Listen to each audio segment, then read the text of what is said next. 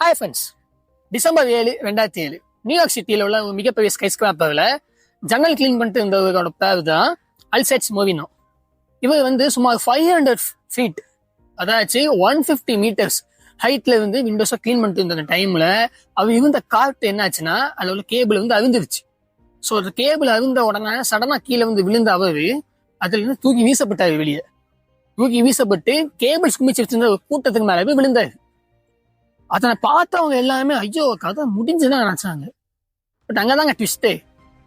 அங்க ஹாஸ்பிட்டலுக்கு அவர் கூட்டிட்டு போன இடத்துல டாக்டர் செக் பண்ணி பார்த்தாங்க. இதுல 10 இடத்துல உடம்பு எலும்பு உடஞ்சிருக்கு. 10 இடங்கள்ல லங்ஸ் கொலாப்ஸ் ஆயிருக்கு.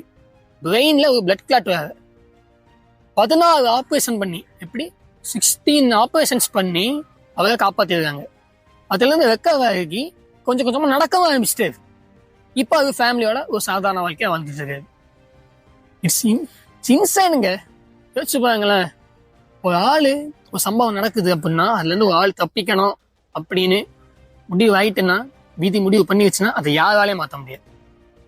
இதே போல இன்ஸ்பைரிங் மற்றும் இன்ட்ரெஸ்டிங் ஸ்டோரிஸ் பார்க்க நம்ம பேஜை மறக்காம ஃபாலோ பண்ணுங்க. உங்க சப்போர்ட் கொடுங்க. தேங்க்யூ.